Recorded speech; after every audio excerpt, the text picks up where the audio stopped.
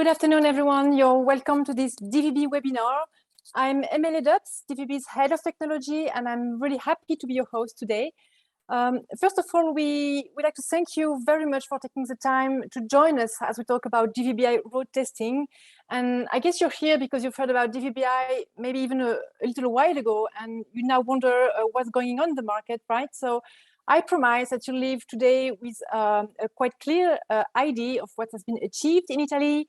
And among other takeaways, you'll also leave with some proper tools to get you started in case you also consider taking part in a DVBI trial. Don't worry about taking notes or screenshots, or even do not record this webinar with your phone because it is recorded. So the video will be available for catch up probably today before the end of the day. It will be on the DVB website, so dvb.org/webinars, and also the slides will be available from this same location. But because it's much more fun when it's live, if you're with us now, please share the video with your network because it's an opportunity to ask questions directly to the speakers who will do their best to answer most of them at the end. So here is how our speakers will get you through the topic today. After a few words from me, first to briefly remind you what DVBI is and does. You'll first hear from Sara Tagliapietra from Mediaset, who will give you an overview of the DVBI trial currently undertaken by Mediaset, including the lessons learned and the next steps. Secondly, we'll be joined by Simon Parnall from Ofcom. Simon will speak about the role that a central service list registry can play in DVBI rollouts. Then we'll turn to Mika Kanerva from Sofia Digital. Mika will explain mainly what's in the DVBI toolkit that was developed by his company on behalf of DVB and how it can benefit implementers. Finally, we'll hand over to Peter Lanigan from TP Vision, who will tell us about the next enhancements to the specification. So you see, we have a great lineup of speakers, so I'd like to thank them all for their contributions. And before we start, I'd like to remind you that we'll be running a Q&A at the end of this webinar. So please use the question box at the bottom of your screen to send your questions, and we'll answer them as many as we can at the end. But please don't wait until the end and do post your questions as we go along. So now let me remind you some of the basics around DVBI.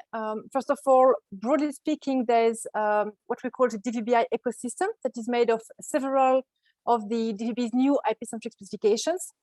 And this ecosystem has been designed by our members to address a number of challenges, like, for instance, the transition to IP or especially to hybrid networks, and overall transition to network agnostic media delivery, which means a transition to a world where the specificities of each network can be leveraged. And the DVBI specification itself is at the really heart of this new ecosystem because it defines the mechanism for the discovery of service lists over the internet. But those lists can include not only services from internet, of course, but also from any kind of network. So those can be also from broadcast. So in this way, DVBI is a harmonized service layer. And in addition, it also specifies the services delivery over the internet, thanks to DVB-, which is an optimized streaming format based on MPEG-. So DVB-, as you can see, is part of DVBI, but it's also, of course, existing on its own. And DVBI also includes, so it builds rather on other important blocks, such as DVB multicast ABR, which is a way to enrich IP networks with the scalability and reliability of broadcasts. Also the targeted advertising specifications that gives the possibility for broadcasters ads to also reach a targeted audience, exactly as the ads from digital platforms do. So it's a real opportunity for broadcasters because they can really increase the impact of their advertising campaigns. And this is especially the case when used in combination with the HbbTV TS specs for a much better receivers reach.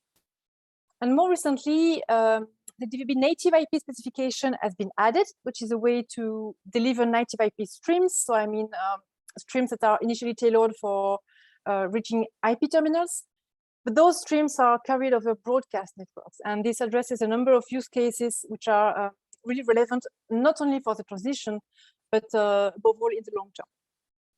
So that's just an overview of the overall ecosystem around DVB-I and what DVB's new solutions are trying to achieve. And now, if we deeper look at the DVB-I specification itself, we see that it solves a problem by offering harmonization at the service layer to ensure that services can be retrieved in a seamless way, no matter they are coming from broadband or from broadcast, or whether they are IP services but delivered through broadcast, which is, remember, made possible thanks to the new native IP solution. So the user can access services in a consistent way, regardless also of whether they watch on a TV or on a smartphone. And this aggregation power from DVB-I can be used in various ways to achieve various things, as we'll now see. So thanks to its ability to discover services in a network agnostic way, DVB-I can be used, for instance, to launch new features. For instance, broadcasters can progressively enrich their regular offerings. I mean, legacy services usually coming from broadcast can be enlarged with further services that would come from broadband. So, for instance, services with higher resolutions or with NGA or further accessibility options. And thanks to DVB-I, this can be done in a transparent manner for the receivers because they will discover and display the relevant services, so both legacy and enhanced services, in a unified and personalized interface that also takes into account the user's preferences, languages, and so on. So this means that DVB-I is a really powerful tool to launch new kind of services that targets the new compatible devices, but that still maintain compatibility with the legacy. And that's really important. So in the same way, it's a powerful tool to tackle IP migrations because you can keep using broadcast for the most popular channels, for instance, and start using broadband only for niche channels or for lower density areas, for instance, where the first DTT towers, for instance, may be switched off. So now, if you'd like to know more about DVB-I, you may want to have a look at the various materials that are available because this webinar is mainly on DVB-I implementation, not on DVB-I itself. So in this slide, you will be able to have some links on the DVB-I specification, on the verification and validation page, which is where, for instance, you have the reference tools. Also, we're seeing the previous webinars on DVB-I. And there's also a DVB-I microsite that gives condensed information about DVB-I features, benefits, also some up-to-date information about the proof of concepts that are ongoing. And finally, if you want to see some demos, you can click on those links that will directly send you through the demos that were prepared by some members and demonstrated during the demos event in September. And in the same way, DVB-I will also be thoroughly discussed during DVB World. So before we move on to Sara, I'd like to ask my colleague, Owen O'Sullivan, to show up and tell us a few words. Hi, Owen. Hi, Emily. So you're hiding behind the scenes to ensure all technical details for today's webinar, for instance, but you're also doing plenty of other great things in the shadows. Like, for instance, you've pictured a totally new type of event for DVB this year. And anyone who is aware of what it is really excited to participate to that event. So could you please tell our audience who might not be aware what they can expect about DVB World? Sure, Emily, I'd be happy to do so. I will just take 1 minute of your time this afternoon to invite you to join us in Brussels on the 18th of May for DVB World 2022. This is not a conference, it is an unconference.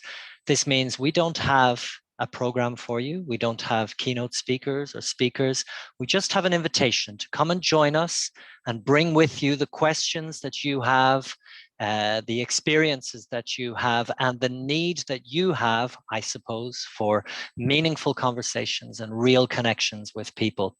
If I share my screen here with you for 1 moment, you can just see the website for DVB World 2022, where we are saying, please, let's come and talk about the future of media delivery. We have around 80 people registered for the event already. We have a beautiful venue, the Maison de la Poste in Brussels. We have super low registration fees, €50 for DVB members, €100 for non-members. We have a short guide there on the website as to how the unconference works. Take a look and think about how you can get a lot out of DVB World. We're very grateful to the companies who have already signed up as supporters of the event.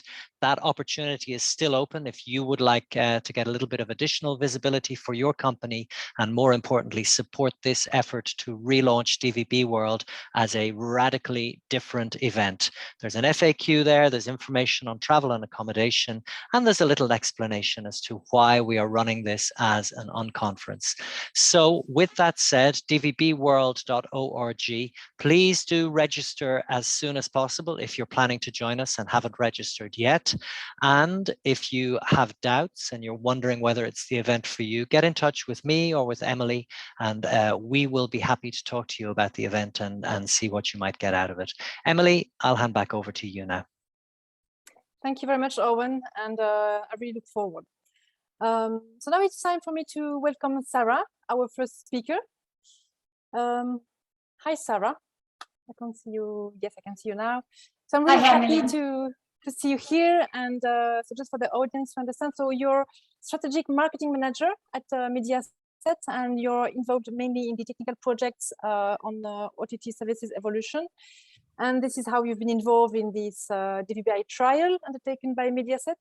So we are all keen on hearing from you about the different phases of this proof of concept, the next steps, and what was learned.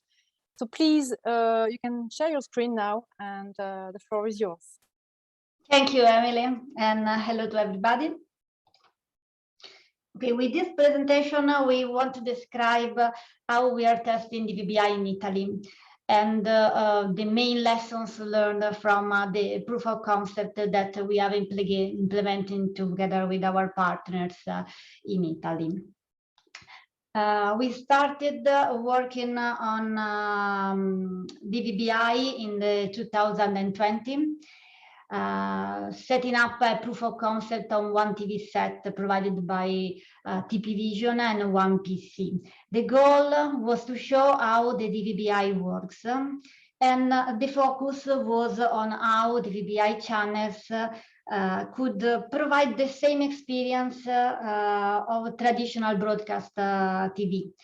So we focus on a channel list based on IP channels, the zapping between the DVBI channels separated from DTT, and limited channel banner. In 2021, we started phase 2 and developed core DVBI capabilities, including CRSR, with 2 TV manufacturers involved, TP Vision and LG. And now the focus was to test the flows end-to-end, and the focus was a full integration between DVBI and DTT. Plus, we start testing some content protection functionalities. Now we are in phase 3, the 2022, and phase 3 is basically a full DVBI capabilities infrastructures, extending also to new TV manufacturers, with all the DVBI components that were included in DVBI implementation. So in this phase 3 of proof of concept, we have tested the hybrid and unique channel list functionalities, the zapping, a full channel bundle, instance priority and fallback, and the synchronization between DVB-T and DVB-I, content protection with dash play ready, both played by a native player and with the support of HBB TV, and also the DVBI on non-TV devices. We can say in a small but full capabilities DVBI infrastructures. What's next? The next step will be to test real DVB-I infrastructure in a real production environment with a real audience. In the next 3 slides, I try to go a bit in details on which are the use cases that were covered by the implementation. With the DVB-I, the user can access a unique integrated list of IP and DTT channels without changing his experience, his TV experience. So to test this seamless integration between IP and DTT, in the POC, we configured 3 Mediaset channels, both on IP and DTT instances. We set up a different instance priority and try to test the seamless integration from DTT and IP, and how different distribution could back up the transmission. In these cases, the functionalities that were tested in the backup will live in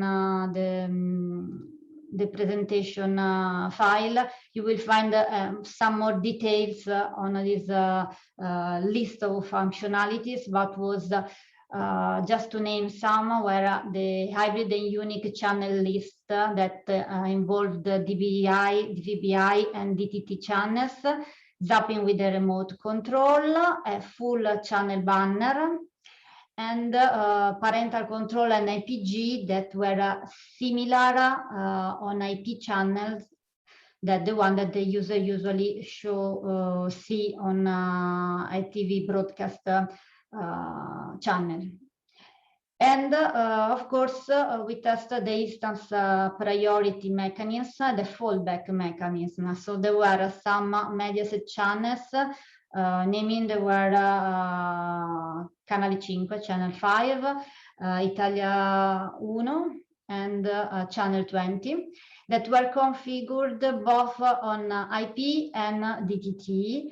Some with priority on DTT and some on IP, and then there were some tests in switching from one to the others based on the transmission that the TV could receive.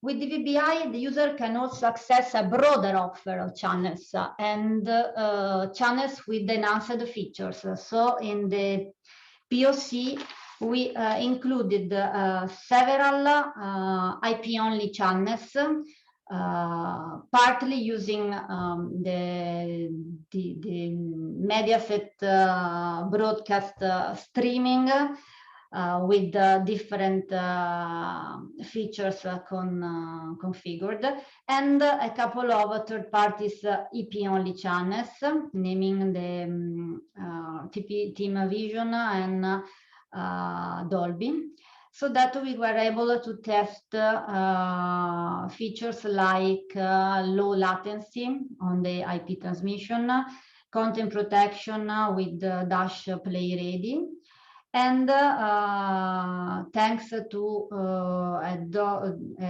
channel provided by Dolby, we could test also Ultra HD delivered by IP.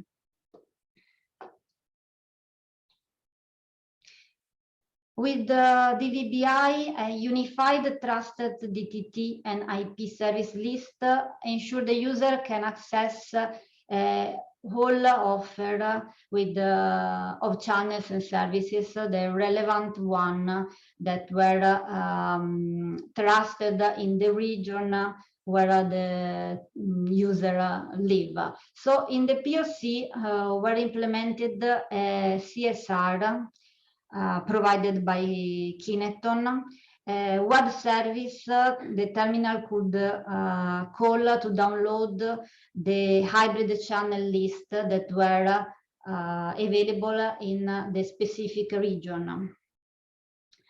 this web service was exposed to internet, and different TV sets could interrogate it and download the channel list that were hybrid and unique list of channels, including both the DVB-I and DTT channels. The POC in phase 3 presents all the end-to-end DVB-I components needed for a real DVB-I implementation, both from the service provider sides and from the TV terminal sides, plus the centralized service list registry I mentioned before, and of course the transmission through a content delivery network. In this slide, we also put, in this slide we put the name of most of the partners that we were were involved in the proof of concept that collaborate to create this ecosystem. So we also test the distribution to a non-TV terminal with an Android app developed by Fincons. So the distribution, the IP distribution from of a DVB-I channels to a mobile phone. Lesson learned. The key point that we want to stress is the importance of collaboration with TV manufacturers. In these 2.5 years, lots of work was done in fine-tuning the infrastructure to face all the different peculiarities of different TV terminals. That's why in our consideration, the key success factors of the POC was the involvement of several manufacturers, because since the key components of the DVB-I was the TV set, different peculiarities of different terminals or different interpretation of the standard made and implemented in different TV terminals need a lot of efforts to harmonize the solution and makes everything working. That's why we want to say that the POC highlighted the importance of verification and validation process and tools when you move from standard to the implementation. As a result of this 2.5 years of collaboration, my technical colleagues are now able to outline a set of technical guidelines to facilitate new partners startup, because of all the works that were done from all departments involved in this collaboration. Next steps, now we are finalizing the proof of concept phase 3 with our partners. They should be by June 2022. Our intention from the marketing point of view is to leverage DVB-I Mediaset by offering the highest accessible quality to the user VIP, where DTT could not that DTT could not achieve. So we are considering to set up a DVB-I trial providing full HD IP channels with the DTT instance in fallback. The idea is that we will try to leverage DVB-I on existing LCN channels assigned by Italian authority to test new transmission standards, to offer a full HP full HD IP streams that new terminals could read and show to the user, while keeping the reach of also that terminals that are not able to play full HD. This commercial trial would allow to assess how a true DVB-I service works in a real production environment with real customer experiences, and we think that the use case would be one of the most important or most interesting for Mediaset to enhance the service, in this case, the quality to his audience, while keeping the reach as wider as possible. And Emily, I think that's all.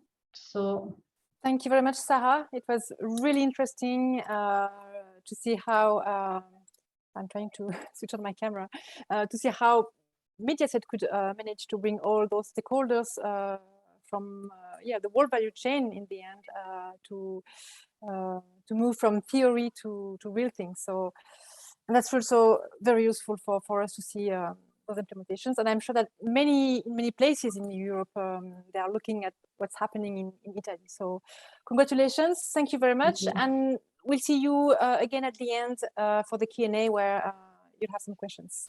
Yes, thank you. So I'm now be joined by Simon Parnall, who is a principal advisor in Ofcom. Hi, Simon. Hello. Nice to see you here. So you've also led the work within DVB to launch a skeleton DVBI CSR, which is a central service list registry.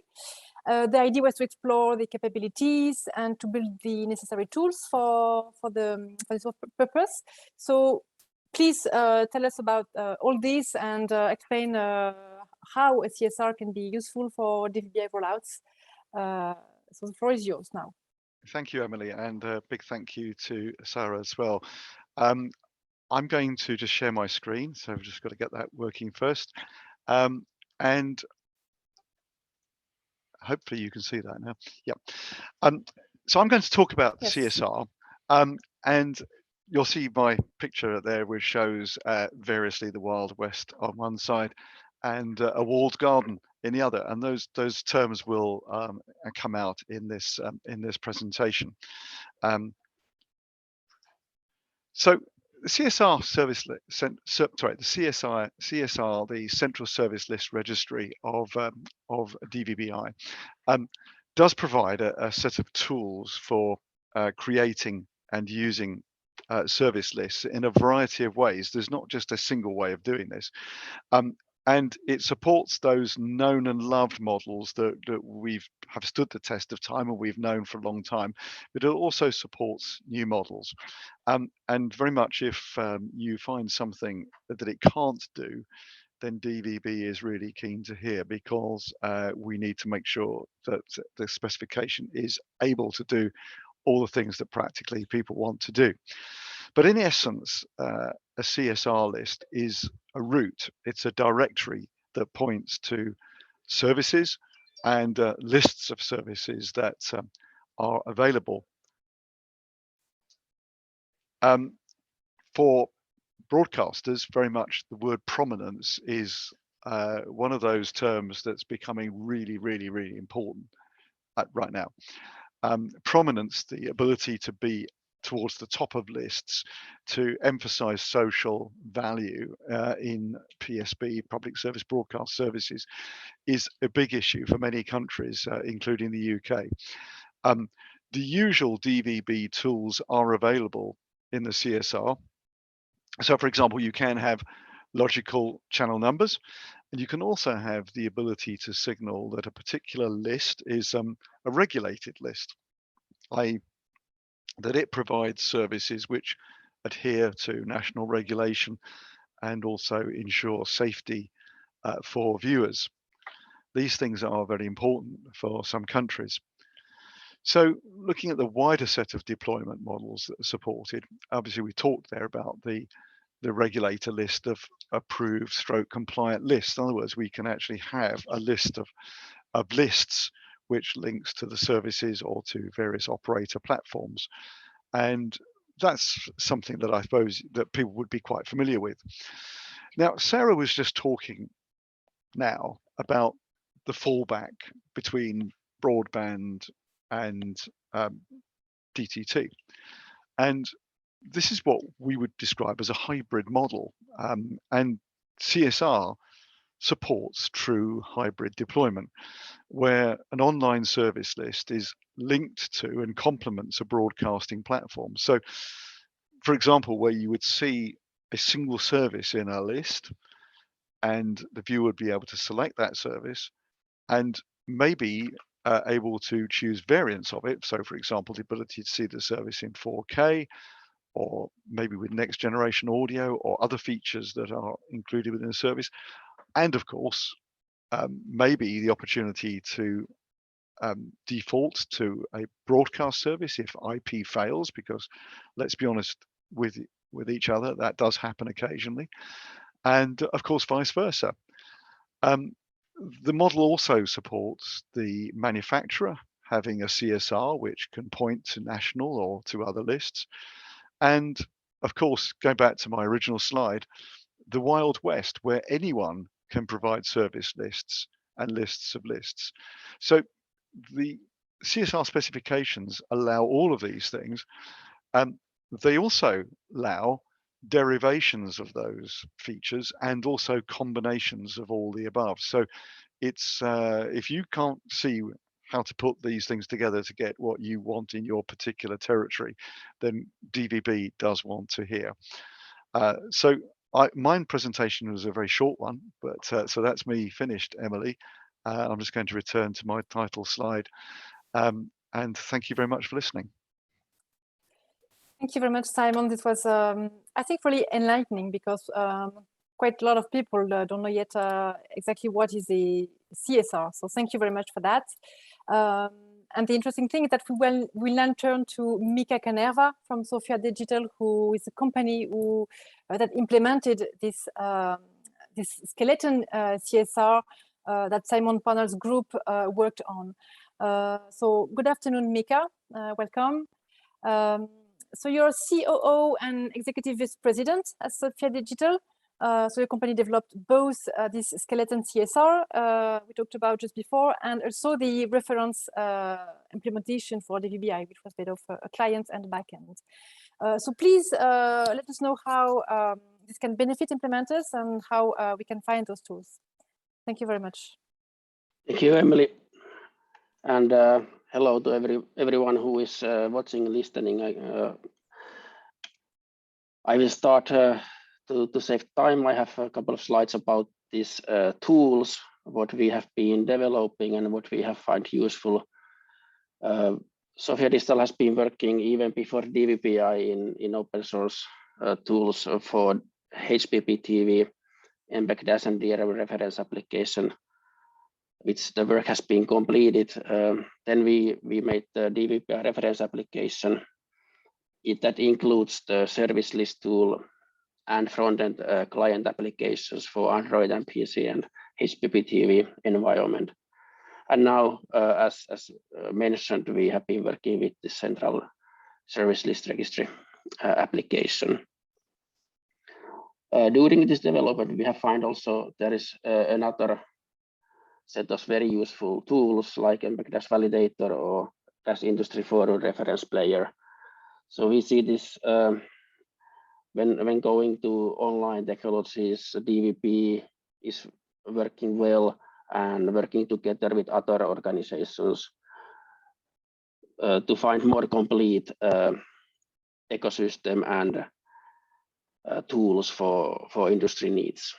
So that's what we encourage to look around. But back to the DVBI and the tools. in technical like architecture Mika? Yes. Sorry to interrupt. Are you showing some slides because we don't see them yet? Oh. Yeah, sorry to interrupt. Thank you for noticing. I totally missed. That's fine. Now it's loading. Thank you. That's perfect. Okay. Now you can see the slides. Yes. Okay. I already explained this slide, but you didn't see it, so better I don't repeat it too much. I mentioned that we work in many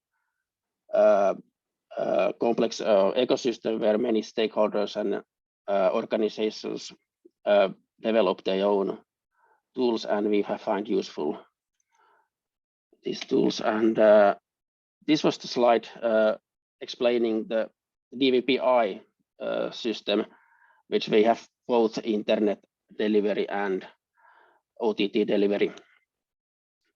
And how these tools, what we developed especially for DVBI, how they position in this.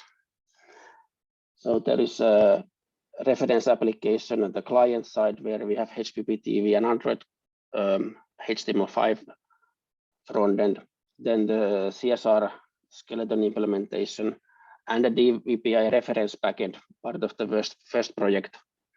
And then these other applications, how they position in this system. So you can see that these open source tools available from industry covers different areas of DVBI and surrounding technologies that are necessary to use the services. Another angle that DVBI can work in internet and broadcast hybrid mode, where all different client applications utilizing DVBI can be implemented either in native or proprietary client in any CA device, or based on the DVB tuner enabled devices in the bottom of the screen, and then any kind of downloadable or online application.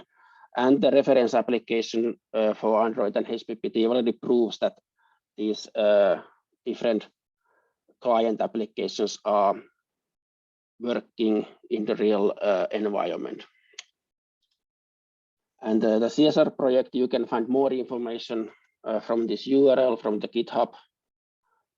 And the earlier project is also available in DVB project GitHub, where you can see more information and even demonstrations available. And the current one, the CSR tool, it has already implementation available. Anyone who likes to use it, it's possible to set your service list in the system and set your own client or the reference client, what you can fork to use it. Another project we experience reference client useful together with Dolby.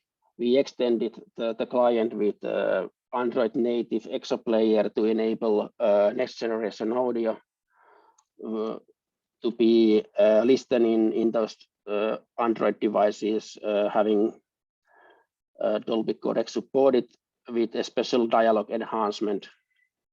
So this enhancement made top of the open source project, which the license, MIT license, allows anyone to utilize the client and then make their own extensions like we made together with Dolby.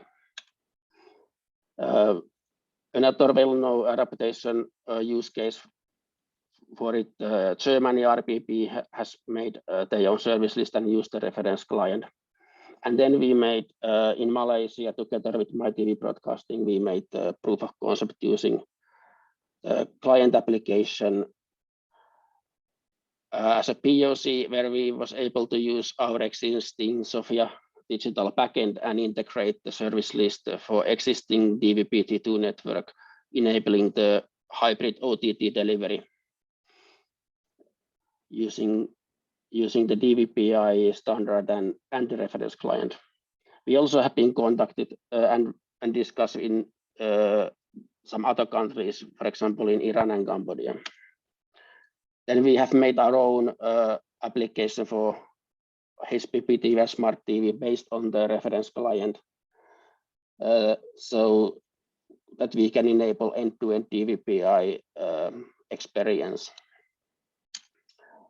More information about this open source applications, there is next week, Monday, my colleague Juha will be speaking there again about these tools.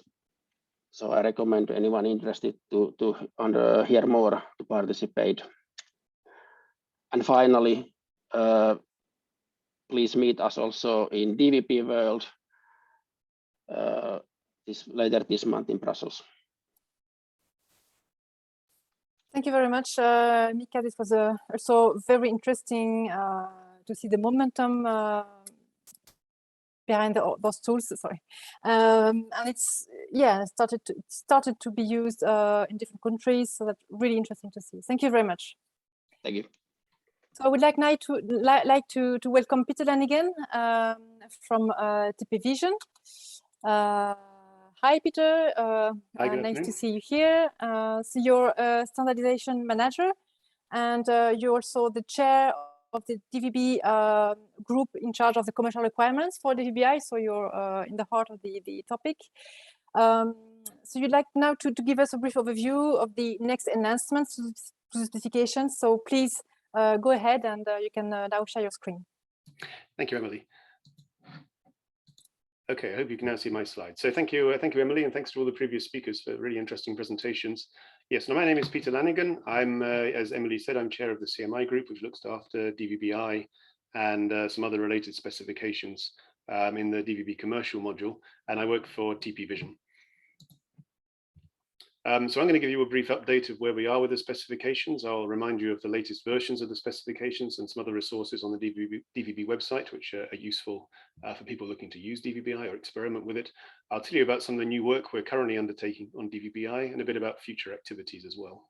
So I'll start with a brief reminder of the current DVBI specifications. So these are the starting point if you're looking to implement DVBI or just want to find out more about it and understand the technology better.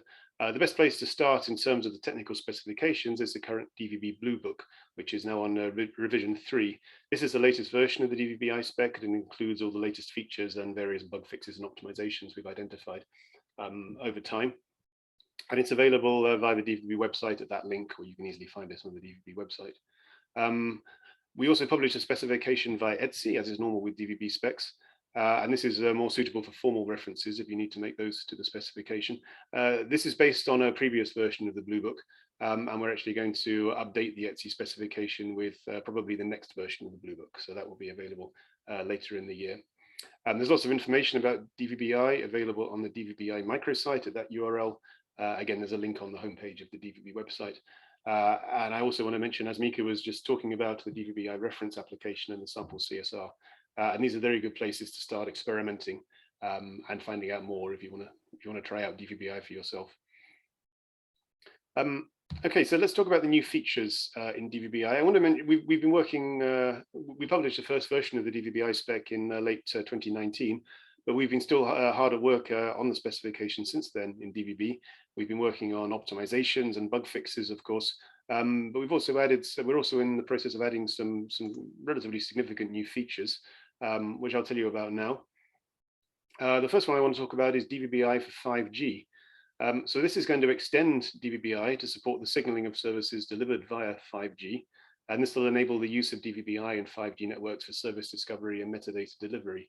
So 5G itself already has good and comprehensive specifications for delivering content and services, but it doesn't have its own system for service discovery and metadata delivery, the kind of equivalent of DVB-SI.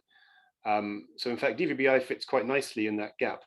So this, I think, is both very interesting technical work between DVB and the 5G community, but it's also strategically very interesting as an important point of cooperation and commonality between the broadcast and the mobile industries. And I hope this could be the basis for working together further in the years to come. We agreed on the commercial requirements for this last year in DVB according to the normal DVB process, and that means that technical work is now underway And unusually for DVB, this has been done in a joint working group with the 5G MAG. So this is actually involving, the technical work is involving both the DVB and the 5G communities. Another new feature I wanted to mention is some extensions we're making to hybrid signaling. Now, this is quite a complex technical feature, but I just wanted to explain quickly what it will enable. As previous speakers have said, you can use DVB-I to deploy to make a fully IP-based deployment, but you can also use it to extend an existing broadcast environment, by whether it's terrestrial or satellite or cable, and that can be a slightly more complex scenario. Now, the current specification deals with all the main use cases here, but this was an optimization that was proposed by someone who'd been looking at using DVB-I. And what it enables is that when after a receiver has done a broadcast channel scan, for example, for a terrestrial network, that it can then query a server for the DVB-I, for the complementary DVB-I service list, but it can include information on which broadcast multiplexes it can receive. And this allows the server to generate a DVB-I service list tailored to that receiver, taking into account, for example, the regional variants that are applicable for that receiver, the correct LCNs, and also filling in the correct additional IP services that are relevant for that receiver. It's useful in real world situations. It gives the broadcaster more control than simply doing this on the terminal. It's useful in complicated situations, for example, where a user can receive services, for example, from terrestrial networks from multiple regions. And it can also, for example, deal with complex cases where a user can only receive some of the broadcast multiplexes and needs to get the remaining channels provided via IP. As I said, this is all possible in the current specifications, but this is another way to achieve the same thing, which in some situations may be more optimal or more consistent. For that reason, it's an optional feature for both broadcasters and receivers.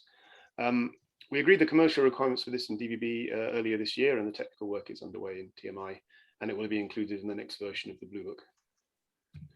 And the final new feature I wanted to mention was integration of DVB-I with CI+. Now, it's already possible to use CI+ to do content protection of IP-based services. And what we're looking at doing here is allowing a pay TV operator to signal the availability of a DVB-I service list from a CI+ CAM, which is useful perhaps where a pay TV operator wants to extend their service offering with additional DVB-I IP-delivered services. Now, in fact, technically, this is almost certainly possible with existing specifications, and the DVB TM is currently confirming that. However, the way to use this is not very obvious, so we're planning to write some guidelines to explain how you would use this in a real deployment, and to make sure it's done in a consistent and interoperable way. And again, the commercial requirements for this were agreed by DVB earlier this year, and the technical work is now underway in the technical module. And I just wanted to finish when talking about future work with saying, well, as we've seen in the webinar today, DVB-I is now actually being taken up and implemented by broadcasters and CE vendors and infrastructure providers and everyone else who's necessary to build a real ecosystem. And as they do this, well, it's normal with a new technology that they identify gaps in the specification, things they want to do that are not currently covered. They find bugs or they find things that are not optimal. We've already had a lot of valuable feedback of this kind provided by our colleagues, for example, from Mediaset, but also from many other people who've looked at the specification and made use of the technology. And I wanted to finish by saying that we really encourage and welcome feedback on the specifications and proposals for new work items and new areas where DVB-I can expand and fulfill more use cases. And I really encourage everybody who's interested in DVB-I to make sure, if you're not already a DVB member, to consider joining and to come along to the groups and contribute your ideas and your feedback. So thanks very much for listening. That's the end of my presentation. Thank you very much, Peter, for this very clear presentation. And there are plenty of questions in the question box, so I would like all the speakers maybe to switch their camera on, and I'll try to go through most of those questions. The first one will be about the DVB-I being, so sorry, will DVB-I capability be mandatory for smart TVs in Italy? So we could ask this to Sara, of course. Would you like to answer that question, Sara? Sorry, I think it's quite early to understand whether we have just started testing the DVB-I. functionalities, and the ecosystem is not yet built up in Italy. So I think it's quite early to answer. Okay, I understand. And there were some conditions I remember from the UHD book. So it's still pending. Now we would like to answer the question about maybe the CSR. There's a question asking who is responsible in Italy for setting the trustful channel list. So that may be a question for you again, Sara. Yes, but I think that the answer is almost the same, meaning that there is not yet an authority that has analyzed how to introduce DVBI in Italy, since it's not yet a commercial, is not yet an offer. It's just in a setup phases. We have our Italian authority that manage the LCNN, and we could hypothesize that they will be managed also the trust list. But as Simon explained, we could range from the Wild West. To a completely regulated environment, yeah. And we cannot know yet. I understand, of course. So now there's another one which is for you, but I think I'll ask it to Peter Lanigan, because it's so the question is, after solving DVBI specification interpretations, so during the Mediaset proof of concept, is there a need to update the DVBI standard or related implementation guidelines? So I think it's more a question for Peter. I don't know if I can comment exactly on the Mediaset case, but certainly for people who've tried the specification have found gaps or bugs or mistakes in the specification or things that aren't optimal, as always happens with the new technology. So that's one of the reasons why we've currently had 3 editions of the Blue Book, and we're working on a 4th one to make sure the specification is really correct and that it doesn't have major gaps in the specification. But I'll just repeat my point that if you find something that's missing, or that's not perfect, then please do let us know, and we'll I think we'll continue creating new versions, especially in this phase as people are taking up the specification and trying it out. I think there's likely to be some more new versions which get better every time. So thank you, Peter. And then we have several questions which are dealing about the same things, which is about the switch from broadcast to broadband and vice versa. So several questions are about the seamless aspect. So what that seamless, or were actions needed from the users? Actually, in the POC, we had we test the fact that we unplugged the TV antenna to show that it was quite seamless, just a second of black, but without any action by the user. Okay, the fallback was automatic in that case. Mm. Okay, I see. That's interesting. There are plenty of other ones. There's a question from a group chair, which is the DVBI software client preference fully supporting interlaced video codec? The use case is a DVBI client with a DVB HB for home broadcast, gateway under test for the VNV phase, which is in DVB a phase during which we test specifications. So the reference client, I think it's a question for Mika. Yeah.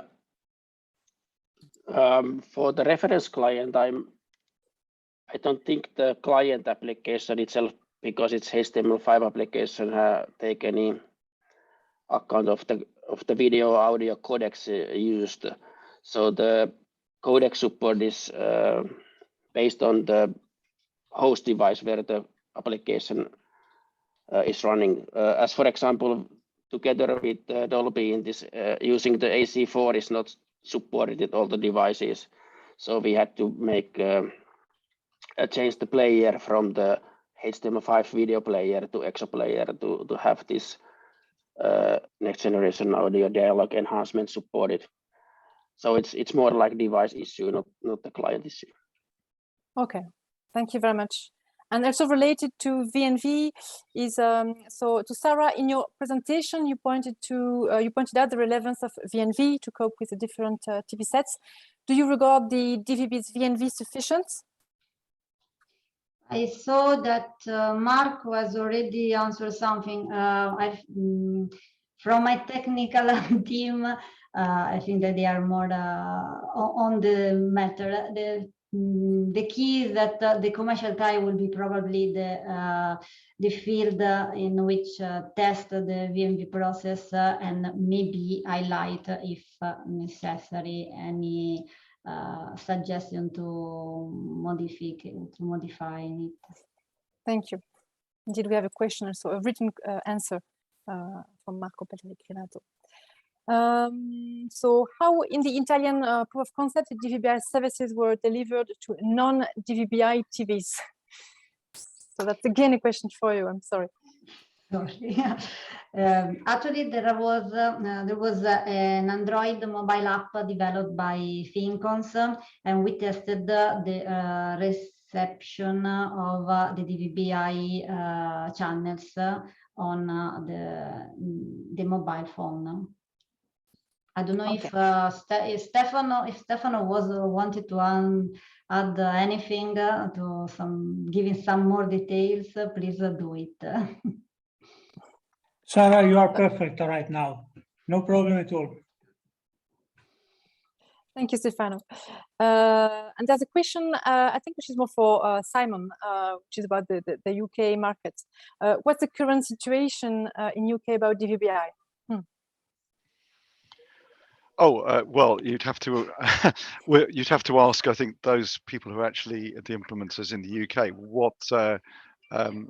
what we are trying to encourage the UK industry to do is to look at the functionality required to ensure that we have a genuinely hybrid system in the UK, where people are able to easily use broadcast and broadband together in a seamless way. And DVBI is a potential candidate in that list, but it cannot be said to be the only candidate. So if we say DVB as a potential candidate in that, and I know that people are looking at that. Thank you very much, Simon. That's a good summary. So there are plenty of other ones. There's a question about, so there's a question from Madeleine Nolan. Hi, Madeleine. Would it be possible to incorporate other DTT standards into the DVBI ecosystem, for instance, ATAC 1.0, ATAC 3.0, ISDBT, and etc.? So maybe it's a question for Peter. Yes, I think that would certainly be possible. The system's designed to be extensible. I mean, it's based on XML, so it would certainly be possible to signal other kinds of service. So yes, that could certainly be done. And if you're interested in doing so, then I'd be very happy to talk to you. Thank you, Peter. And indeed, we need to have those kind of discussions between our different organizations. Now, maybe we can move to, there's a question to Sara again. Do you suppose the broadcasters delivering their service only over the internet using DVBI? And if so, what about broadcasters licensed in Italy? Okay, in Italy, maybe the situation is a bit far from UK, so we are very far to switch to IP, since the broadband that connected our households is not so high. So I don't think it's a near future to switch to IP. I think that IP could be a good way in Italy, a good means to deliver HD quality, but not to substitute for the moment the broadcasts, especially on our key TV channels, the most popular one. Maybe it could be used as to broaden the offer, like, for example, Champions events on IP channels in full HD, but not not Indeed. for the popular one.